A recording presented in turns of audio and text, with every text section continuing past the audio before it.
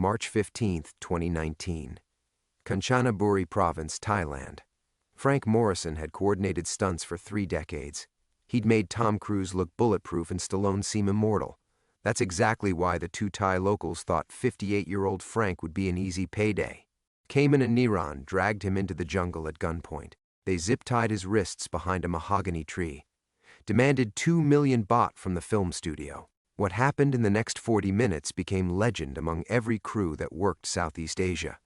The Thai police held emergency meetings because of it, and for years afterward, when fixers talked about targeting foreign film crews, they always came back to this afternoon. The afternoon 2 jungle locals learned the difference between making violence look real and making it real. Before we jump back in, tell us where you're tuning in from, and if this story touches you, make sure you're subscribed because tomorrow I've saved something extra special for you.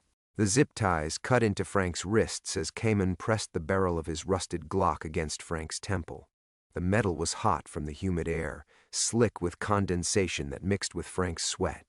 "You call studio now," Cayman said in broken English, his breath reeking of fermented fish sauce and cheap whiskey. 2 million baht, or we send pieces of famous stuntman back to Hollywood.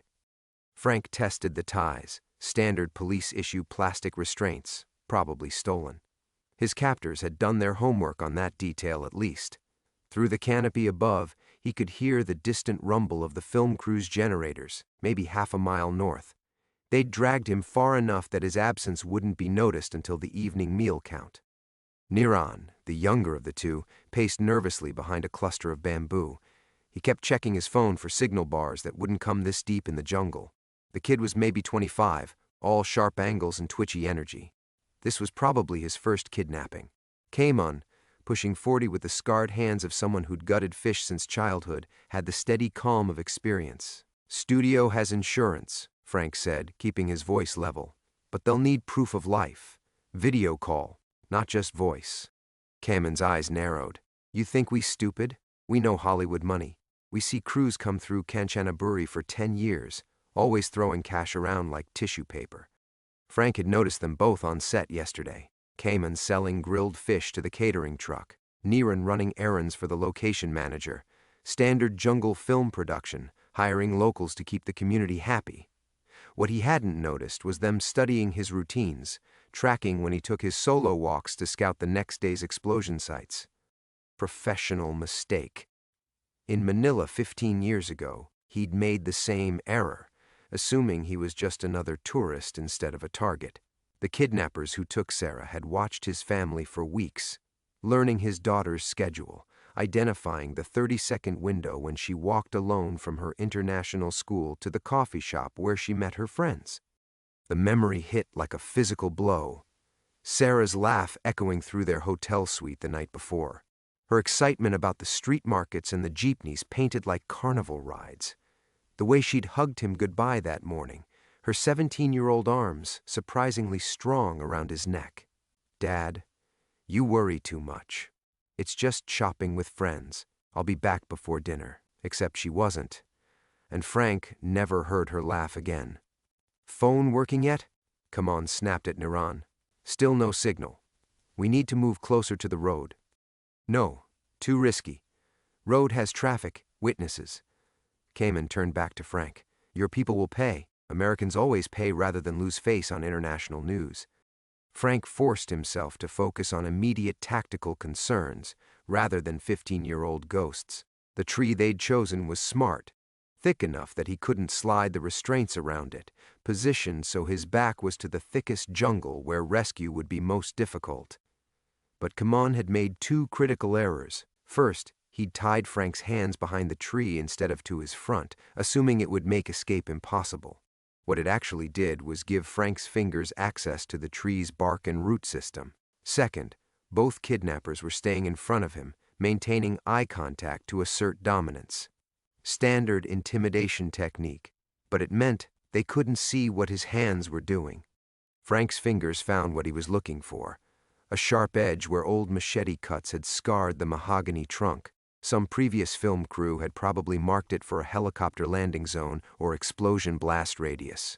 The plastic restraints were tough, but they were also thin.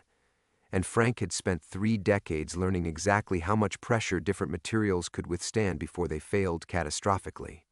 "2 million is a lot of money," he said, starting to work the zip tie against the scarred bark. "Studios don't keep that much cash on location. They'll need to wire transfer from Los Angeles." "How long?" Kaman demanded. "International banking, Thailand to U.S. time zones."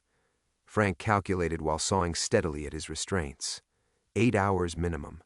Maybe 12. It was a lie. The production company kept a $2 million emergency fund in a Bangkok account specifically for situations like this. But Kaman didn't know that, and the time estimate gave Frank operational breathing room. What his captors also didn't know was that Frank Morrison wasn't just a stunt coordinator. For 3 decades, he'd been the man who taught action heroes how to kill convincingly on camera. He knew 17 different ways to break zip tie restraints, 23 methods for disarming someone holding a gun to your head, and 46 techniques for turning everyday jungle materials into lethal weapons. More importantly, he'd spent 15 years waiting for another chance at the kind of men who destroyed families for money. The zip tie was almost through. In 30 seconds, maybe less, he'd be free. And then Kaman and Niran would discover that their easy payday was about to become the worst mistake of their very short remaining lives. The zip tie snapped. Frank kept his hands positioned as if still bound, letting muscle memory from 1,000 fight choreographies control his breathing and posture. Kaman was studying his phone, trying to calculate time zones. Niran had wandered toward a cluster of strangler figs, still chasing phantom signal bars. Patience. The word echoed in Frank's mind with Sarah's voice. She'd said it during their last real conversation, the one where he'd tried to explain why he couldn't be home for her high school graduation. Another stunt sequence running over schedule, another explosion that needed his supervision, another choice to prioritize other people's pretend violence over his own daughter's real life. "Dad, you're always rushing.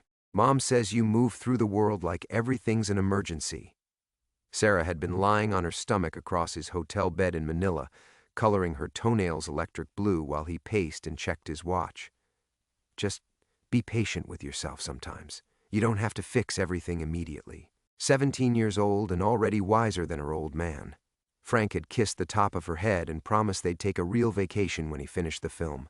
Just the two of them. Maybe Hawaii, or that cooking school in Tuscany she'd been researching. The promise lasted exactly 14 hours. Frank's fingers explored the broken restraint, testing range of motion. His shoulders ached from 30 years of demonstration falls and safety harness impacts, but the joints still moved silently. He'd spent decades teaching actors how to appear dangerous while remaining perfectly safe. Now he needed to reverse the equation, appear helpless while becoming lethal. Kaman's scarred hands reminded Frank of Tommy Chen, the local fixer he'd hired in Manila. Tommy had seemed harmless too, a middle-aged entrepreneur who knew which officials to bribe for filming permits, which neighborhoods were safe for foreign crews. Tommy had recommended Sarah's international school, suggested the coffee shop where she liked to meet friends, even provided the trusted driver who was supposed to keep her safe during shopping trips. Tommy had also sold Frank's family schedule to the Yakuza-connected trafficking ring that specialized in kidnapping foreign teenagers. Sarah's ransom demand had been a smokescreen. By the time Frank raised the money, she was already on a cargo ship bound for Bangkok's sex trade. The Manila police found her body 3 weeks later in a Pasig River tributary, wrapped in plastic sheeting. The autopsy photos showed defensive wounds on her hands and forearms. His little girl had fought until the end. Frank never found Tommy Chen. The fixer disappeared the same night Sarah was taken, leaving behind a cleaned-out apartment and a dozen other families who trusted him with their children's safety. But Frank learned things about Bangkok's trafficking networks during those 3 weeks of desperate searching. Names, locations, methods of operation, information he'd carried like shrapnel in his chest for 15 years. "Still no signal," Niran complained, shaking his phone like dice. "Maybe we should move closer to the road after all." "No," Kaman said firmly. "Americans are soft. He will break soon and give us access to emergency funds." Frank almost smiled. Kaman's confidence reminded him of every action star he'd ever trained, all swagger and assumptions until the real work began. The fish seller had probably watched enough Hollywood films to think he understood American psychology. What he didn't understand was that some Americans had already been broken years ago, and the scar tissue that formed afterward was considerably harder than the original material. The jungle around them hummed with late afternoon energy. Insects beginning their evening chorus, monkeys chattering in the canopy, the distant splash of something large moving through water. Frank cataloged potential weapons within reach: bamboo stalks that could become spears, strangler fig roots that could serve as garrotes, seed pods containing alkaloids that would cause temporary blindness. But those were backup plans. The real weapon was Kaman's overconfidence and Niran's inexperience. "Your daughter," Kaman said suddenly, consulting notes on his phone. "I read about Manila incident. Very sad. You understand what happens when families don't pay quickly enough." The words hit Frank like a punch to the solar plexus, but he forced his expression to remain neutral. They'd researched him thoroughly enough to find Sarah's story. That changed the tactical situation considerably. They weren't just opportunists, they were predators who'd studied his vulnerabilities. "That was different," Frank said quietly. "Wrong place, wrong time." "Maybe. Or maybe you just American who thinks money can solve everything." Kaman's smile revealed teeth stained brown from chewing betel nuts. "We teach you different lesson." Frank nodded slowly, as if accepting defeat. Inside his chest, something that had been dormant for 15 years began to unfurl like a night-blooming flower. Sarah's killers were long dead or disappeared, but the network that destroyed his family was still operating, still targeting other people's children. And Kaman had just made the tactical error of reminding Frank Morrison exactly what he'd lost. The lesson was about to begin. Niran's phone suddenly erupted with a cascade of notification sounds. Messages, emails, and missed calls downloading all at once as they hit a pocket of cell coverage. The young man's face lit up as he scrolled through the backlog, but his expression quickly shifted to confusion, then fear. "Kaman," he said, voice tight, "you need to see this, not now. I'm negotiating with... Now, brother. Look at this message." Kaman snatched the phone, squinting at the screen. Frank watched the fish seller's confident expression crumble as he read whatever had appeared on the display. The color drained from Kaman's weathered face, leaving behind something Frank recognized from 15 years of nightmares, the look of a predator realizing he'd become prey. "What does it say?" Frank asked, though part of him already knew. The same part that had been screaming warnings since yesterday, when he'd noticed these two watching the film crew with too much interest. Too much focus on individual cast and crew members rather than the general spectacle. Kaman's gun hand began to shake. "It's from Bangkok. Our contact says there's been complications. The American stunt coordinator, he's not just random target." Frank's blood turned to ice water. "What contact in Bangkok?" "The people who told us to watch for opportunities. Foreign crew members traveling alone, good for quick ransom." Kaman was backing away now, the gun wavering between Frank and some invisible threat in the jungle. "But they just sent updated information. You're on some kind of list." "What kind of list?" Niran was scrolling frantically through his own phone now. "Brother, there are photos here, old photos from Manila. This man, he was hunting our people 15 years ago, after his daughter." The words hit Frank like a landslide. These weren't random opportunists. They were connected to the same network that had destroyed Sarah, the same animals who'd sold his 17-year-old daughter to the highest bidder and dumped her body in a river when she became too much trouble. "You're Kun Mayu's people," Frank said, the name emerging from the deepest vault of his memory. Kun Mayu, Mr. Cat, the Bangkok facilitator who'd coordinated Sarah's kidnapping through local fixers like Tommy Chen. Frank had spent 3 years tracking that name through Manila's underworld before the trail went cold. Kaman's eyes widened. "How do you know that name?" "Because I've been looking for him since 2009. Frank's voice carried 15 years of accumulated rage, compressed into something harder than diamond, along with everyone who works for him. The jungle around them seemed to hold its breath. Even the insects had gone quiet. as if nature itself sensed the shift in atmospheric pressure that preceded something catastrophic. Niran was backing toward the tree line, reading from his phone in a voice that cracked with terror. The message says this man is connected to the deaths of 12 network members in Southeast Asia. Manila, Jakarta, Phnom Penh, always made to look like accidents or local crime, but the pattern— He looked up at Frank with dawning horror. The pattern points to systematic hunting.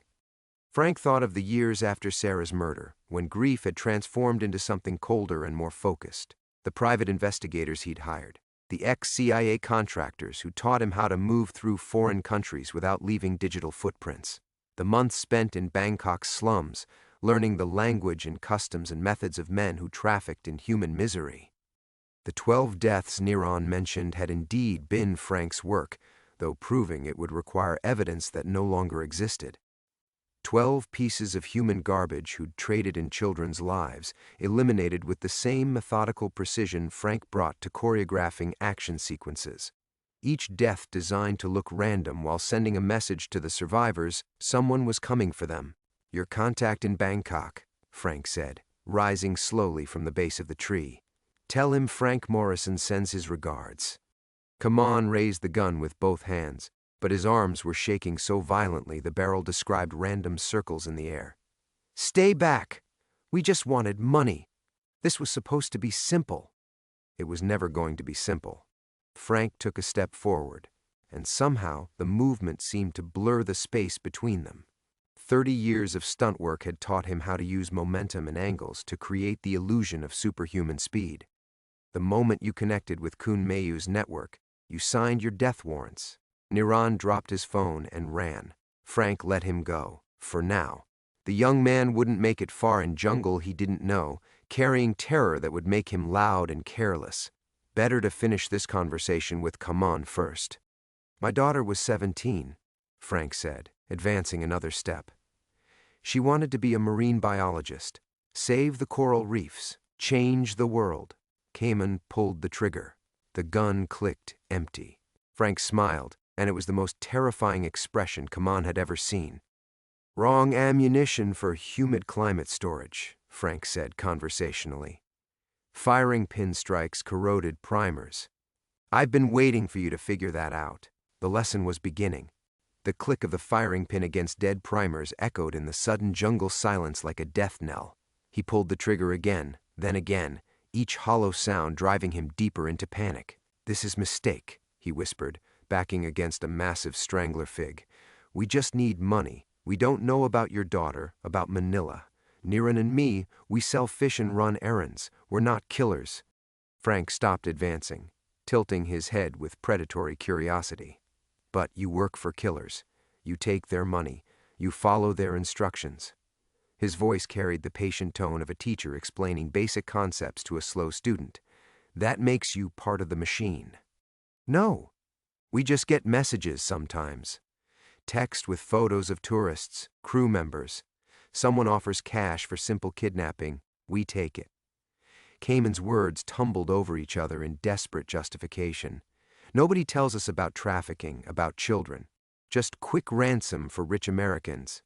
The explanation rang with enough truth that Frank felt the first flicker of doubt since discovering their connection to Kun Mayu's network. These weren't hardened criminals.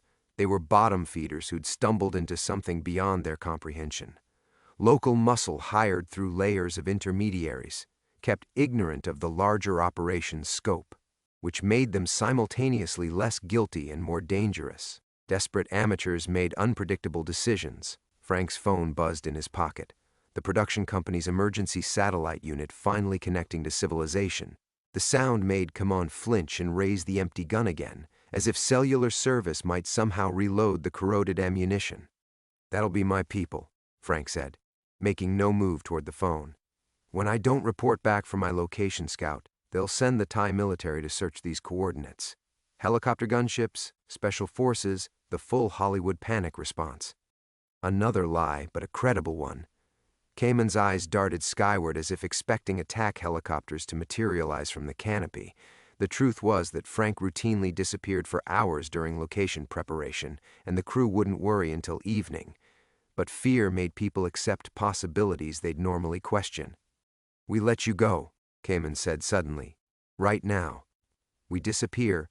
You tell your people this was misunderstanding. Equipment malfunction kept you late. No police, no problems."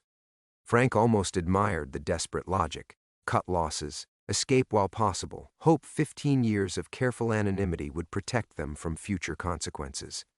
It was exactly what Frank might have done in their position, if he hadn't spent those same 15 years learning that some debts could never be written off.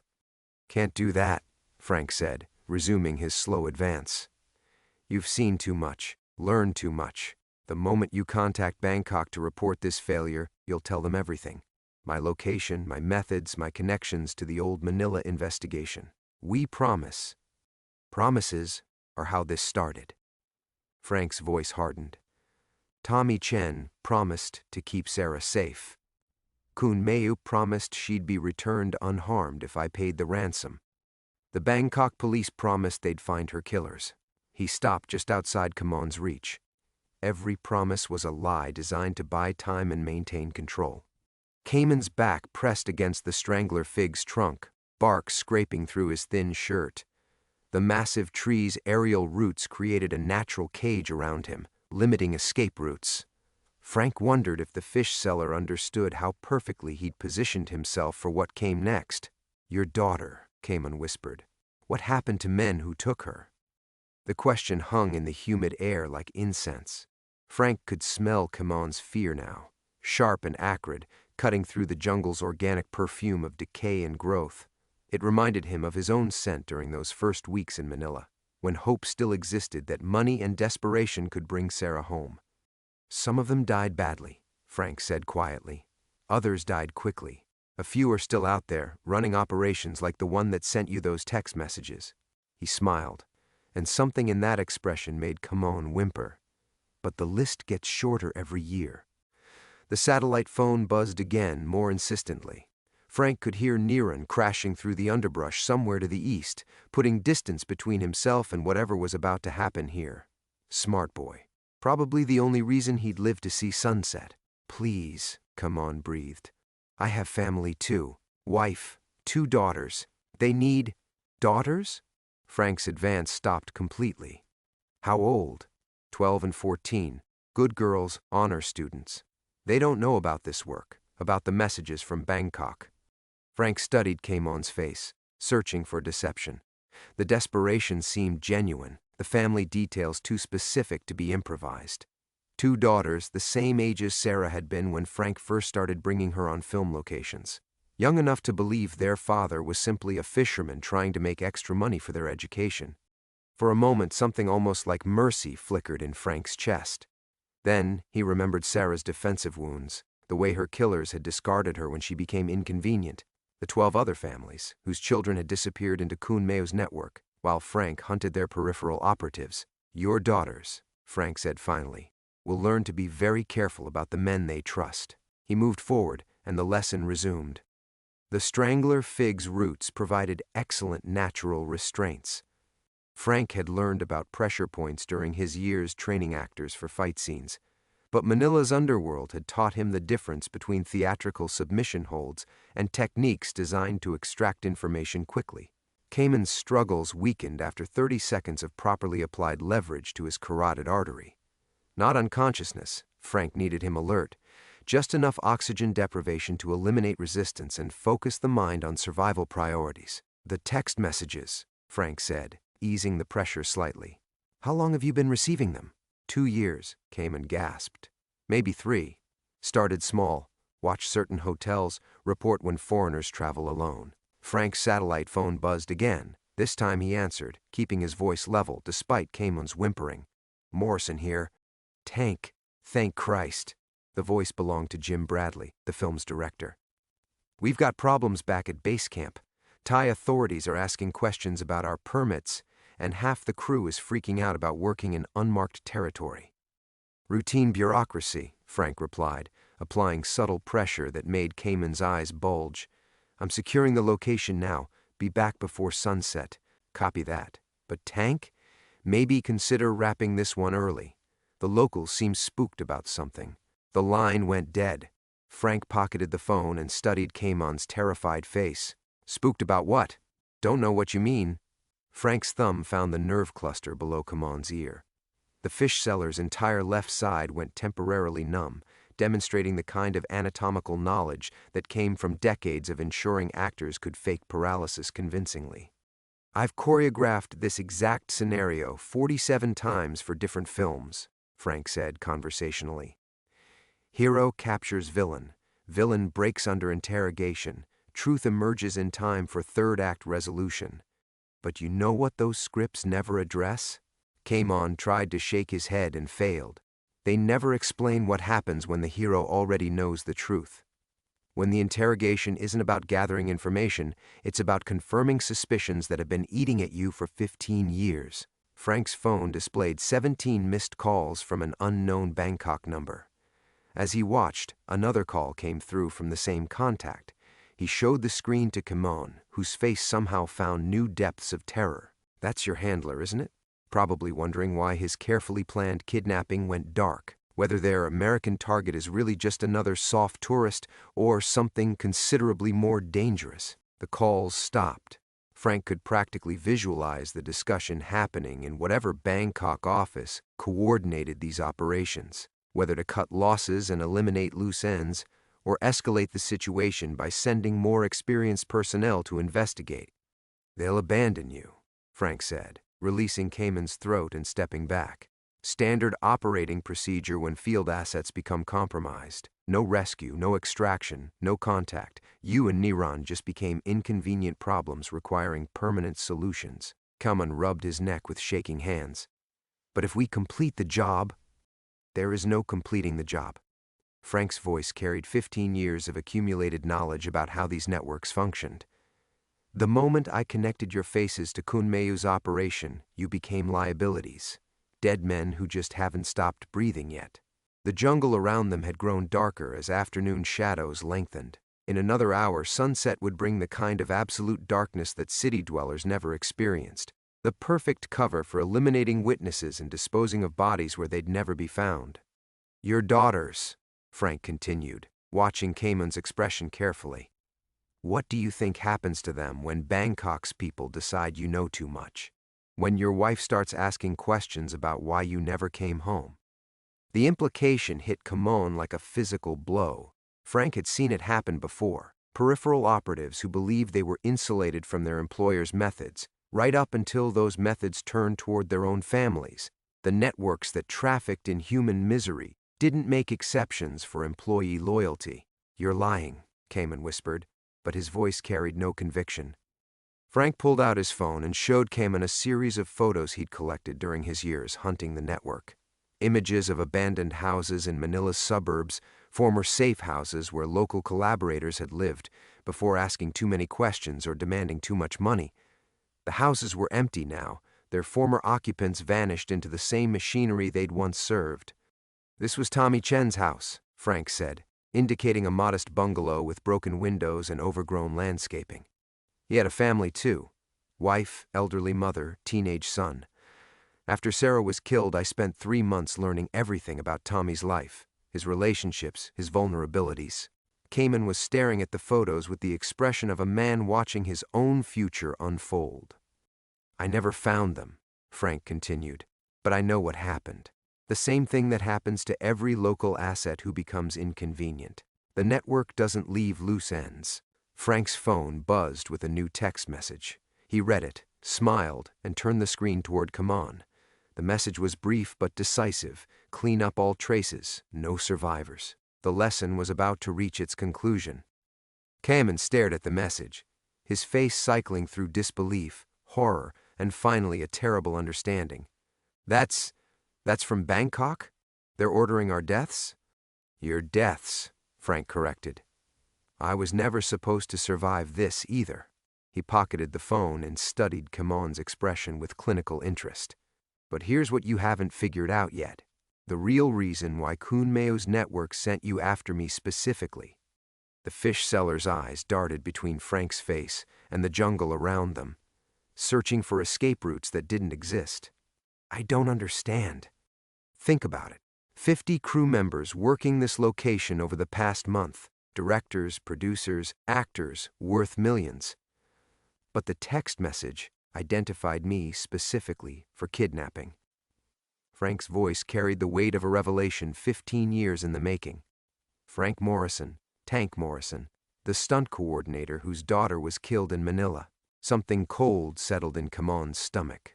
Coincidence. There are no coincidences in this business. Frank pulled out his phone again, scrolling through old photos until he found what he was looking for. After Sarah died, I spent 3 years hunting Tommy Chen through Manila's underworld. I was careful, professional, but not invisible. The network noticed patterns, dead operatives, disrupted supply lines, safe houses that went dark. He showed Cayman a surveillance photo taken outside a Bangkok hotel in 2012. Grainy, but unmistakably Frank entering the lobby where a known trafficking coordinator lived. They'd been tracking me for over a decade, waiting for the right opportunity to eliminate a threat that's cost them millions in disrupted operations. Kamon's mouth opened and closed soundlessly. This kidnapping was never about ransom money, Frank continued. It was about luring me into isolated terrain where my death could be staged as an accident. Stunt coordinator dies in jungle mishap. Happens more often than you'd think in this business. The revelation reframed everything. The convenient timing of the text message, the specific location coordinates that had drawn Frank away from the crew, the emphasis on bringing him alive rather than simply killing him outright. They'd wanted information about his methods, his contacts, the scope of his 15-year hunting campaign. But you, Frank said, something almost like pity entering his voice, were expendable from the beginning. Local assets who could be eliminated after completing their function, ensuring no witnesses survived to connect Bangkok to an American film crew member's disappearance. Cayman pressed himself against the strangler fig's trunk, finally understanding the full scope of his situation. They used us, set us up to die. Now you're learning. Frank's satellite phone buzzed with another message, this one longer. He read it, then looked at Kamon with an expression that made the fish seller's blood freeze. Your friend Niren? They just found his body half a kilometer east of here. Single gunshot to the head. The lie came so smoothly that Kamon accepted it without question, his face draining of all color. In reality, Frank could still hear Niren crashing through the underbrush in the distance, but psychological pressure was more effective than physical pursuit in jungle terrain.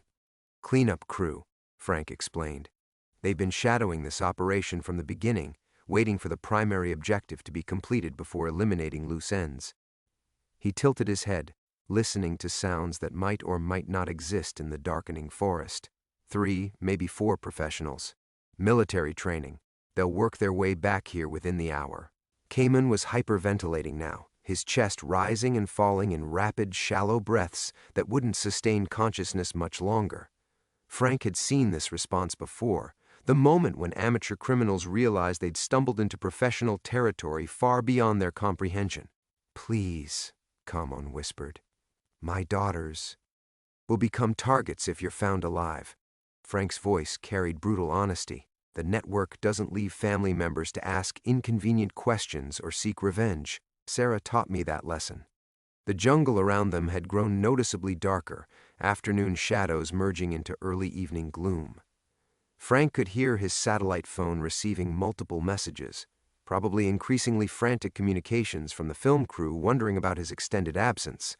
But Bangkok's cleanup team would be monitoring those same frequencies, using Frank's communications to triangulate his exact position. Here's what's going to happen, Frank said, crouching to Kamon's eye level. I'm going to give you a choice your employers never intended you to have. Cayman looked up with desperate hope. You can die here as their expendable asset, Frank continued, or you can help me send Bangkok a message they'll never forget. His smile carried 15 years of accumulated rage, starting with the cleanup team that just murdered your friend. In the distance, Niren's crashing footsteps had gone silent. The real lesson was about to begin. Cayman's breathing had steadied, but his eyes held the hollow look of a man watching his own execution approach. Frank recognized that expression. He'd worn it himself in Manila's slums, cornering one of Sarah's killers in a corrugated metal shack while monsoon rain drummed overhead. The moment when survival stopped being about hope and became about choosing how to die. What kind of message? Kamon whispered. Frank pulled out his satellite phone and began typing a response to Bangkok's cleanup order. His fingers moved with deliberate precision, crafting words that would draw the hunters closer. The kind that costs them more than money. The kind that makes other local assets think twice before taking their contracts. The phone's screen illuminated both their faces in the gathering dusk. Frank showed Kamon the message before sending it, target secured. Interrogation yielding unexpected intelligence. Requesting extraction coordinates for high-value prisoner transport. They'll know that's not from us, Kamon said. Though they'll know it's exactly from you. Frank's smile carried no warmth. Because you're going to send it, along with these coordinates. He indicated their current position. And you're going to sound desperate enough to convince them you've captured something worth the risk. Kamon stared at the phone with growing understanding. Bait. Bait, Frank confirmed. The difference between dying as their victim or their problem. He crouched down to eye level, and his voice dropped to a whisper that somehow carried more menace than shouting. My daughter was 14 when they took her. Same age as your youngest. You know what they did to her while I gathered ransom money? The question hung between them like smoke. Kamon's face twisted with the effort of not imagining details his mind supplied anyway. They documented everything, Frank continued. Photos, videos, recordings of her voice begging me to pay faster. Professional work, the kind of systematic cruelty that requires organizational infrastructure. His phone buzzed with an incoming call from Bangkok. He showed Kamon the screen but didn't answer. When I finally paid, they killed her anyway. Because that's what professionals do, eliminate evidence. The phone stopped ringing, then immediately started again. 15 years, Frank said, letting the call go to voicemail. 15 years hunting pieces of that infrastructure, learning their methods, understanding how they communicate, how they recruit, how they dispose of problems. He pulled out a small digital recorder, something he'd carried since Manila, and documenting everything for the families who'll never get their own chance at justice. Kamon's eyes fixed on the device. You're recording this? I've been recording since you tied me up. Every word, every admission, every detail about your recruitment and handlers. Frank's voice carried 15 years of methodical planning, insurance, evidence, testimony for the families of children who disappeared into the same network that sent you those text messages. The recording device represented something larger than documentation. It was proof that Frank had learned from his failures in Manila. This time there would be evidence. This time the network's methods would be exposed in ways that made future operations impossible. But the cleanup team, Kamon stammered. If they're really coming, they are coming. Frank's certainty was absolute, because I've been sending them coordinates for the past hour, leading them here through false communications and staged evidence. His smile turned predatory. The question is whether they're walking into an ambush or a crime scene. Frank stood and began checking equipment he'd concealed throughout the clearing during Kamon's earlier unconsciousness. Wire from his camera kit, stretched between trees at ankle height. Reflective surfaces positioned to redirect flashlight beams. Emergency flares modified with timer mechanisms he'd learned from 3 decades of special effects work. You did this before, Kamon realized, watching Frank's preparations with growing comprehension. In Manila, in other places. 16 times. Frank's voice carried the weight of accumulated experience. Different cities, different networks, same methods. But this is the first time I've had advance warning. The first time I could prepare the ground instead of reacting to someone else's plan. His satellite phone buzzed with a text message from an unknown number. Cleanup team ETA 20 minutes. Maintain position. Frank showed the message to Kamon, whose face had gone pale again. Your choice point just arrived. Help me spring this trap, or become part of it. The jungle around them had descended into full twilight now, with darkness bringing sounds that seemed to come from every direction. Footsteps, equipment being prepared, voices speaking in low, professional tones that carried the confidence of men who'd eliminated problems like this before. But something in Frank's posture suggested the professionals might have miscalculated their target. Something in his preparation indicated that 15 years of hunting had taught him to become exactly what he'd been tracking. My daughters, Kamon whispered one final time. "Will live to understand that their father died protecting them," Frank replied, handing him a modified emergency beacon. "Or they'll become orphans like I did. Your choice." In the distance, the cleanup team's approach had gone silent. The trap was set. The first shot came from the northwest, a muzzle flash that lit the canopy for a microsecond before Frank's rigged mirror redirected the light back at the shooter.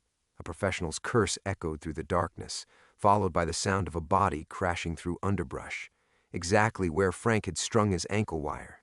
"Stay down," Frank whispered to Cayman, who was pressed against the strangler fig's massive trunk, clutching the emergency beacon with white knuckles. 3 more figures moved through the jungle with military precision, their night vision equipment useless against Frank's strategically placed reflective surfaces. 15 years of hunting had taught him that professionals relied too heavily on technology, assuming their targets would be helpless in darkness. But Frank had learned to make darkness his ally in Manila's slums, tracking Tommy Chen through lightless alleys where expensive equipment became liability. The second shooter revealed his position by stepping into Frank's primary kill zone, a small clearing where modified camera flashes would trigger simultaneously, creating temporary blindness at the moment of maximum vulnerability. The man stumbled forward, automatic weapons spraying wildly at shadows while Frank moved behind him with 30 years of stunt choreography translated into lethal silence. The knife went between the 3rd and 4th ribs, angled upward toward the heart. Frank had rehearsed this exact motion for a dozen different films, teaching actors how to fake the killing stroke. The reality was quieter than Hollywood suggested, a small exhalation of surprise, then dead weight dropping into the ferns. "Jesus Christ," Cayman breathed, watching Frank retrieve the dead man's radio and night vision headset. 2 more, Frank replied, listening to tactical communications crackling through the earpiece. Professional voices coordinating a systematic sweep, completely unaware that their target was now hunting them with captured equipment and superior knowledge of the terrain. Frank keyed the radio, mimicking the dead man's voice pattern, Sector 3 clear. Moving to Phase 2 coordinates. The response came immediately. "Copy that, Chen. Maintain radio silence until extract." Chen. The name hit Frank like electricity. After 15 years, Tommy Chen's network was still using his identity as operational call sign, a ghost haunting communications frequencies, mocking every family destroyed by the trafficking operation he'd helped coordinate. Something shifted in Frank's chest. The careful planning, the methodical preparation, the professional distance he'd maintained throughout 16 previous hunting operations, it all evaporated in the face of that single word crackling through Dead Man's radio. "Frank," Cayman whispered urgently. "Something's wrong with your—" Frank wasn't listening anymore. He was moving through jungle darkness with predatory intent that transcended training or preparation, closing the distance to the 3rd shooter with systematic efficiency that made his previous stalking seem restrained by comparison. The man never saw him coming. Frank's hands found the throat from behind, applying pressure with anatomical precision learned from decades of teaching actors how to simulate strangulation. But this time there was no safety margin, no camera rolling, no director calling cut when the performance reached its peak. "Sarah Morrison," Frank whispered into the dying man's ear. 14 years old, Manila. "Remember her?" The man's eyes widened with final recognition, not of Sarah's name, but of the legendary hunter who'd been systematically dismantling their operation for 15 years, the ghost who'd cost Bangkok millions and disrupted trafficking routes and dead operatives. Frank held pressure until the struggle stopped, then continued holding for another 30 seconds to ensure finality. When he released the body, his hands were steady despite the violence. This was what justice looked like when legal systems failed. This was what love demanded when everything else had been stripped away. The final shooter was moving toward their position, following radio silence protocols that would bring him directly into the primary ambush site Frank had prepared. But when the man emerged from the tree line, Frank realized the network had sent more than just cleanup personnel. "Hello, Tank," the man said, using Frank's old nickname with casual familiarity. "Been a long time since Manila." Frank's blood turned to ice water. The voice belonged to someone he'd thought was dead. Michael Santos, Tommy Chen's lieutenant. the man who'd personally delivered Sarah's ransom demands and final execution videos. The architect of 15 years of nightmares, standing 10 feet away with professional calm and a suppressed automatic weapon. "You look surprised," Santos continued, night vision equipment allowing him to see Frank's expression clearly. "Did you think we hadn't noticed your little hunting expedition? Bangkok's been tracking you since 2009, waiting for exactly this opportunity."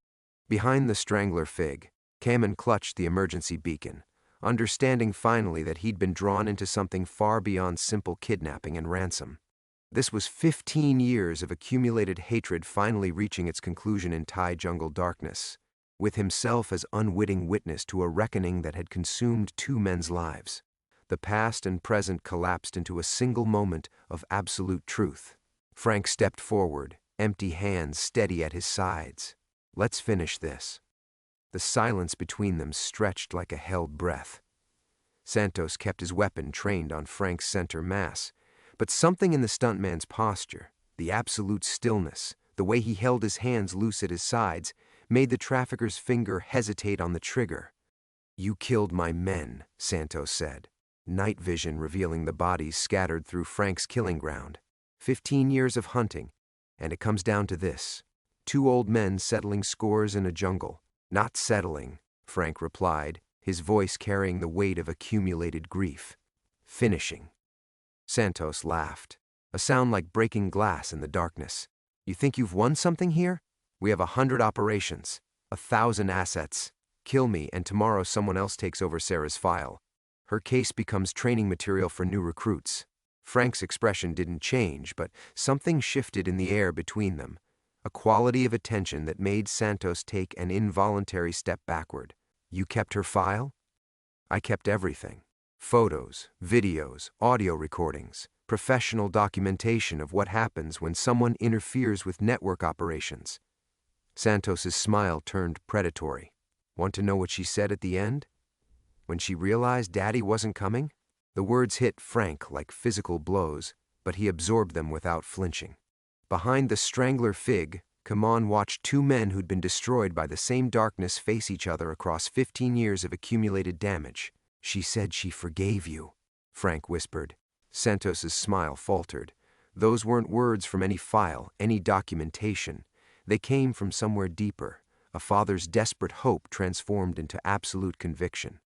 "She forgave me for failing her, for not being fast enough, smart enough, ruthless enough to save her." Frank stepped forward again, closing the distance despite the weapon aimed at his heart.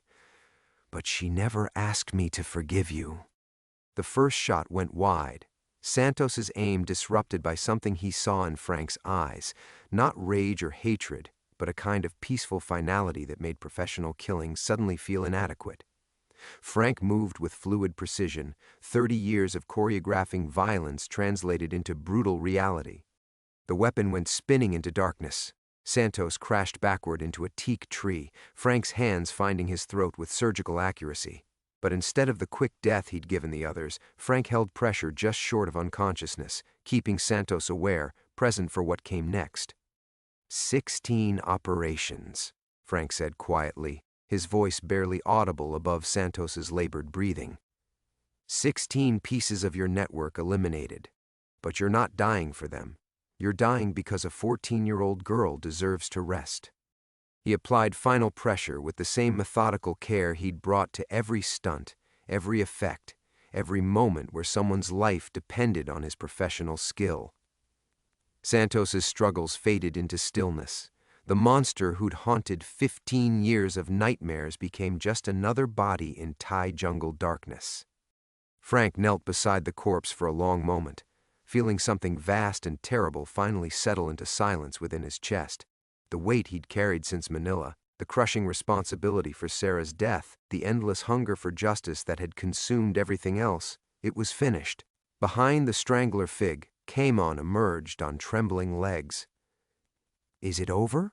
Frank stood slowly, suddenly feeling his 58 years in ways that decades of stunt work had never managed. "It's over." They buried the bodies deep in jungle loam, using survival tools from Frank's kit and hours of hard labor under star-filled darkness. Professional killers disappeared into earth that would hold their secrets forever, becoming part of the same wilderness they'd used to stalk others. As dawn broke through the canopy, Frank sat beside the shallow graves with his satellite phone, typing a message to Bangkok that would end Tommy Chen's network permanently. Not through violence, he'd had enough of violence, but through evidence. 15 years of accumulated documentation, recorded confessions, financial records, and operational details that would unravel trafficking routes across Southeast Asia. What happens now? Kaman asked, watching Frank upload files that would destroy lives and save lives in equal measure. Now we go home, Frank replied. You to your daughters. Me to whatever comes after justice. The emergency beacon finally activated, sending rescue coordinates to authorities who would find 2 men with a story about getting lost during location scouting. Simple, believable, clean. As rescue helicopters approached through morning sky, Frank deleted the final message thread from his satellite phone. The hunt was over, the monster was dead. His daughter could rest. For the first time in 15 years, Frank Morrison felt something approaching peace. The jungle kept its secrets, and the living were free to begin again.